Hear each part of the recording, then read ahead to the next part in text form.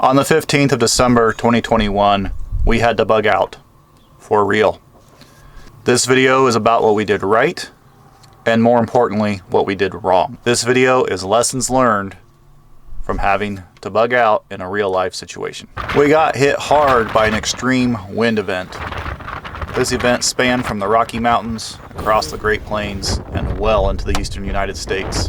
For us here in Kansas, it started as a normal day, then became a normal windy day, then became an extremely windy day with strong 100-mile-an-hour gusts blasting us from the west.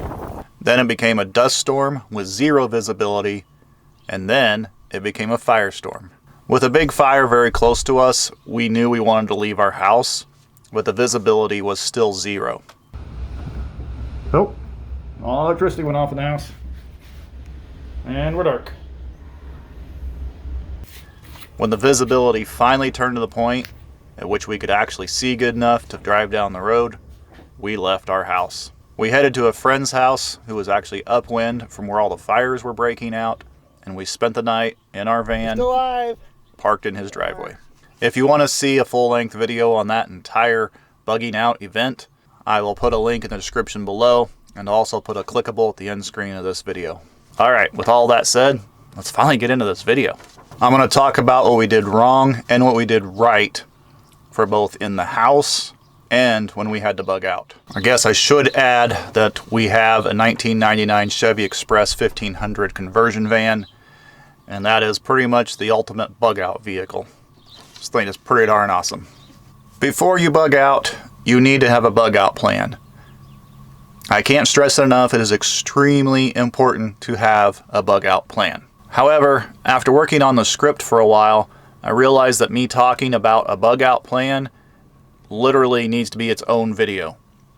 I can talk about it for quite a while. Therefore, I'm just going to mention a few quick talking points in this video, not really get into the details of having a bug out plan, other than to say it is very important to have a plan, because if you don't know where you're going, you don't know how to get there, and all those other details about it, you're going to be in a world of hurt. You can make some really wrong choices. The first thing I recommend doing is going to ready.gov. There is a lot of good information on that website. It's important to read through a lot of that stuff. They got a lot of categories, and they even have some PDFs you can download, save to your phone, that kind of stuff. So when you don't have cell phone signal, you can read through that. Of course, I highly recommend printing it off too and keeping that stuff in your bug out bag. That way you can read it. So go to ready.gov. Very good resources there. It's a great starting point. The next thing I would recommend doing is downloading the FEMA app. So I've been playing with it a lot lately. They've got stuff like weather alerts, natural disaster alerts, basically just lots of alerts. They have information on where to find shelters. They've got just so much stuff in there that it's a really, really good app. Highly recommend having the FEMA app. And of course, the most important bug out plan decision you have to make is your destination. When it's time to bug out, where are you going to go? And this can vary for multiple situations. If your house is flooding, you may simply just want to go up the hill and hang out in your tent at the top of the hill or something until the flood recedes. It might be that simple. If you're in a wildfire like we were in, knowing where to go is going to be a multi-part plan, right? Like, if the fire is coming from this direction, we got to go that direction. So there's a lot to think about on your destination. And of course, once you have your destination picked, that means you need to find your main route there, and you need to find alternate routes there. If the highway is closed because it's blocked with fire trucks, then we got to go a different route yet again, you know what I'm saying? Also, another point to really stress is you may not be able to rely on your cell phone. During this wildfire in which we evacuated, electricity had been off long enough that most of the cell towers around here were not working. We had a very difficult time contacting our friend to make sure it's okay to go out there to his place. I actually tried calling him multiple times before we got a connection and made it through. And when we talked to him, there were several people that he was not able to reach all day and be able to check on because the cell service was just really bad out here. I'm not sure, but maybe even some cell towers came down in that wind or something. I don't know. That being said, make sure you have some paper maps. You know, we all know about the good old road atlases, right? These topo maps for your state are also really, really good. And of course, you can't forget the whole, you know, throw it in your glove box, fold up maps, right? And of course, make sure you let somebody know when you actually bug out. Maybe even multiple people because people need to know that you have left your house. It's very important to check in with somebody and say, hey, this place is evacuated. So I think that covers most of the talking points about bugging out. Like I said, I plan on doing an entire video on that. Water is probably one of the most important items when it comes to, well, pretty much any plan that you have, any day-to-day activity. Water is life, right? And during this whole event, water was probably our biggest mistake. We have a 7-gallon aqua container that we keep in the van for when we're road tripping, going camping, you know, all the van activities we do. But it was empty because at night, temperatures have been hitting -10, -15 Fahrenheit. We didn't want that thing to freeze, so I just dumped all the water out and it was empty. When the dirt started getting really bad, I should have gone out and grabbed that jug, brought it into the house, and filled it. I have no idea why I did not. I think my brain was just on other things, and I wasn't completely thinking through everything I had to do. I had even gone outside and got some footage of the storm, and while I was out there, I should have grabbed that jug, and for some reason it just didn't register with me that I needed to fill it. My wife was thinking, and she did fill several jugs, water glasses, our tumblers, water bottles, just anything she could find in the house. She filled it, which was literally the reason we got through on water. But we were definitely conscious of how much water we had, and we were definitely rationing it. I guess I should add, where I live, I'm on a private well, so when we lose electricity, we don't have any water. When we bugged out to our friend's house, he did not have electricity either. He is also on a private well, as most people around here are, and he didn't have any water either. He has a family of 5, him and his wife and 3 kids, so they were definitely rationing all the water that they had stored up as well. By the time we got back home and I got the generator connected to the water well and we regained water to the house, we were pretty much out of water. And the toilets were definitely in need of flushing. We did make it through though, but having that 7 gallons in that blue aqua container would have really relieved a lot of stress. And also, filling up a couple 5-gallon buckets of water for flushing the toilet would have been really nice too. And while filling our jugs ahead of time is a pretty big fail, I think the bigger fail here is that I don't know where any natural sources of drinkable water are. Not very close anyway. I know of a good running spring 42 miles from my house, which in a situation like we were in, I was not going to drive 42 miles just to get water. I mean, I suppose if I'd actually run out, I would have done it. You know, how bad do you want water? Yeah, there's a lake about 11 miles from my house, but even after filtering it, I don't know if I'd want to drink that lake water. There is a lot of chemicals from agricultural runoff in that water, and it is pretty nasty water. And not to mention, the lake was actually froze over because it was mid-December. I know there's some natural flowing springs within just a couple miles of my house around here. Because this area I live in, there's a lot of natural spring water. It comes right out of the ground. And I've just got to find it, get in touch with the landowners, and see if we can ever go use that water if we need to. So I'm giving ourselves a fail for water in the bug out situation because we need to be able to carry a lot more than 7 gallons plus a few water bottles when we go somewhere. That 7 gallons just does not last long when you got 3 humans and 2 dogs. You burn through that in a hurry. So we need to get some kind of big water tank installed in this van. So fail on water for the van. However, I'm going to go ahead and give us a pass on water for the house, because as long as I can start the generator, then we can get water pumping and we can get water again, right? It would be nice to go ahead and upgrade that to an inverter and solar backup system, which I really would like to do someday. Of course, that's a lot of money to set that up on a solar backup system like that, but if you don't have water, it'd probably be worth it. And since we're talking about water, I'd like to throw out a tip here real quick, and that is you can repurpose laundry soap jugs into a hand washing station, set it on the edge of your sink, you can wash your hands under the water. We don't even rinse these jugs out. Just as soon as they're empty from detergent, we fill them with water and go ahead and use that slightly soapy water to wash your hands with. We also keep several of this style of laundry soap jugs sitting around, and these we use for flushing the toilet. Of course, I would never drink the water out of that because I don't care how many times you rinse them jugs out, there's probably still soap in there. Okay, the next thing I'd like to talk about is heat. And as far as in the house, we are definitely covered on that. as long as the natural gas keeps flowing. When we moved into this house, it only had central heat, which requires electricity and the big fan to blow and the computer to run it and all that stuff, you know, central furnace. But I've been in enough power outage situations that the first thing we did was install a natural gas ventless heater in the basement of our house. It requires no electricity to run, so as long as the natural gas keeps flowing, that ventless heater will operate. And we absolutely love it. Matter of fact, for most of the winter, we don't even run our central heat system. We just run that ventless heater in the basement. If you keep the basement warm, and the upstairs will get warm just because heat rises. Also, it didn't get super cold during this whole power outage situation. When we got up on the morning of the 16th, it was 20 degrees Fahrenheit for our low, and it got up to like 40, maybe even 45 that afternoon. The sun was shining. The wind was not blowing anymore at that point either. So the house would have stayed pretty warm anyway. In the van, however, we really don't have a good source of heat. All we can do to heat the van is run the engine and run the cabin heater. That's it. That's all we have for heating the van. We've tried a few other little things here and there, but nothing is really great. So we got to figure something out a lot better for here in the van. I don't know what to do. I'm a little afraid to get like one of those Mr. Buddy propane heaters to stick in here. We really don't need heat in the van too often. Usually when we go out camping, the weather is favorable, so it's not super cold. And honestly, just my wife and I, we're pretty good, because in that 20-degree low that night, sleeping in the van with our sleeping bags on, we were plenty warm.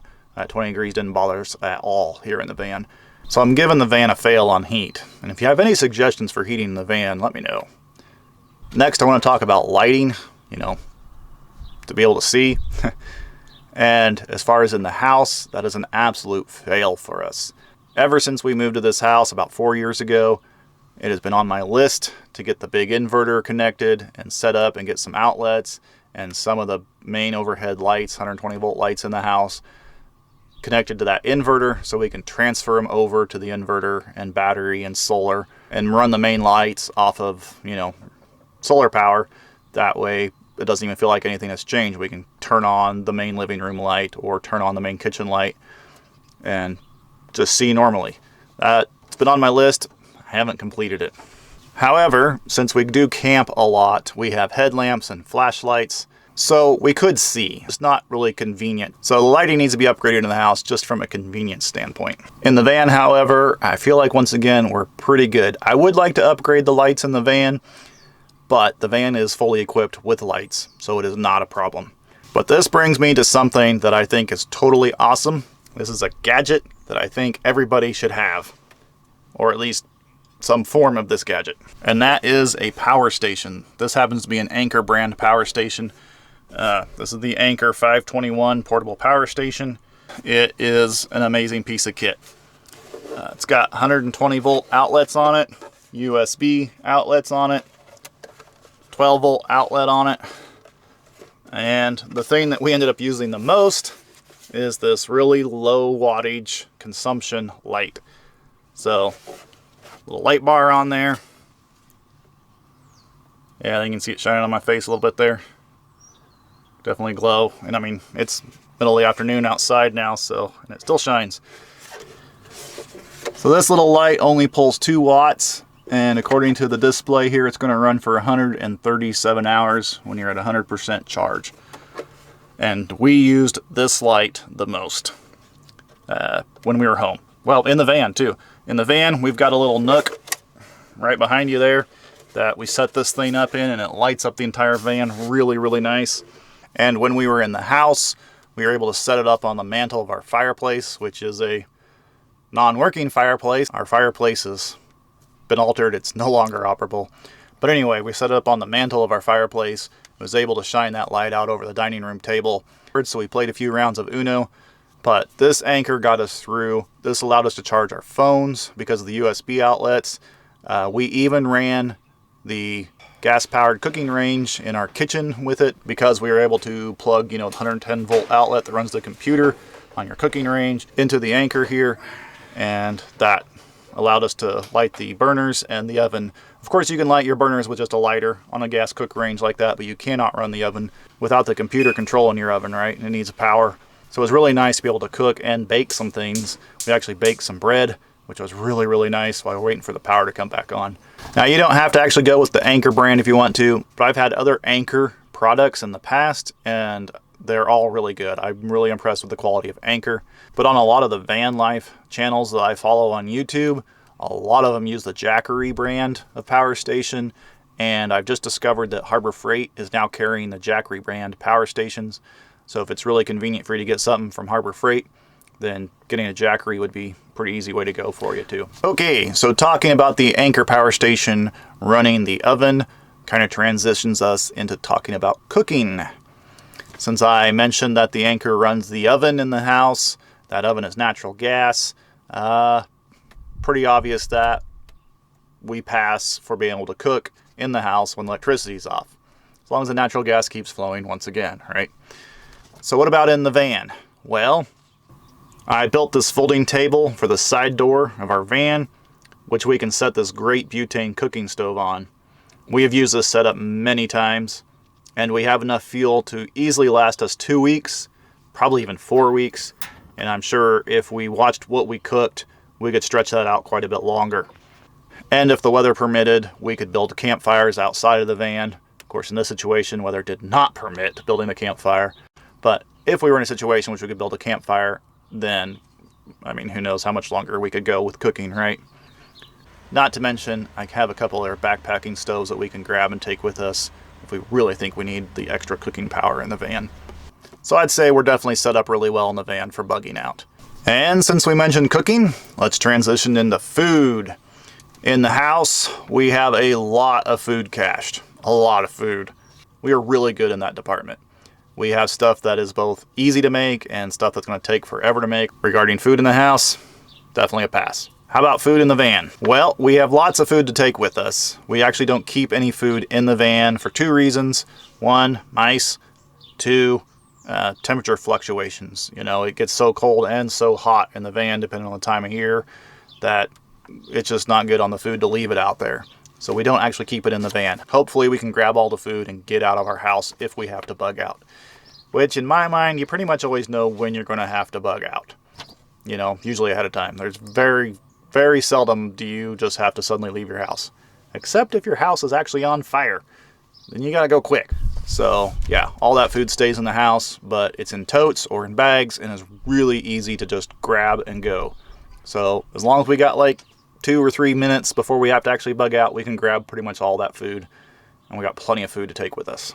So the main things we have is we got a tote that is full of food, and this food is dedicated just van life.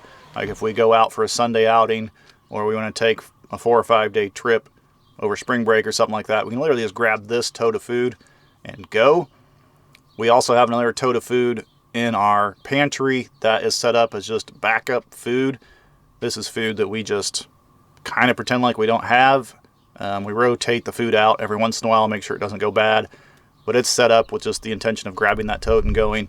I also have my go bag, which is set up for 3 people for 3 days with pretty easy to cook meals. I actually got some MREs in there that require no cooking. And I have another bag sitting here that is full of nothing but military MREs, so we can grab that and go to. So we got a lot of food that we can take with us when we leave. Another thing I'm going to mention here is I've been hunting since I was 10 years old. So depending on the event that made us bug out, assuming said event didn't destroy all the wildlife, I could theoretically go hunting. I also know several farmers around here that, you know, run cattle. So I'm sure we could work out a deal with, you know, butchering one of their cattle if things were really bad. And that's probably a better option than going hunting, because if everyone suddenly goes out and tries hunting, the wildlife population is going to be decimated. An example of this is the 1930s. During the Great Depression, wildlife numbers plummeted down to virtually nothing because everybody was hunting to try to supplement themselves because they couldn't afford groceries or couldn't even get groceries.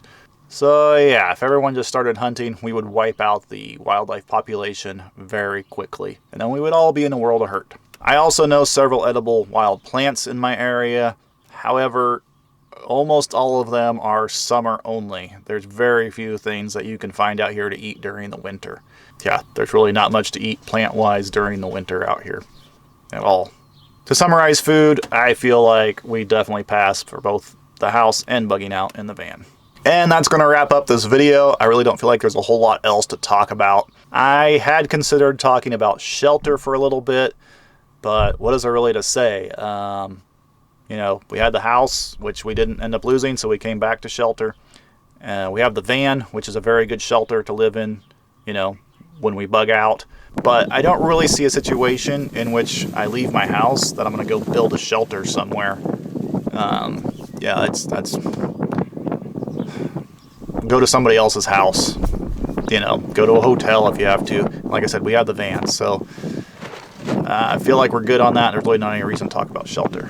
If there's a topic that I missed regarding this whole situation, then ask me in the comments below. Or if there's something you need clarification on, ask in the comments below. Just go ahead and leave a comment anyway. Even if you don't have a question or suggestion, just say, hey, I watched the video, or enjoyed, or put a smiley face down there. Any engagement like that bumps the video up higher in the algorithm, and more people will watch it, and it really helps me out a lot. And as a final reminder, if you'd like to go watch that December 15th storm vlog, I will put that as a clickable right here.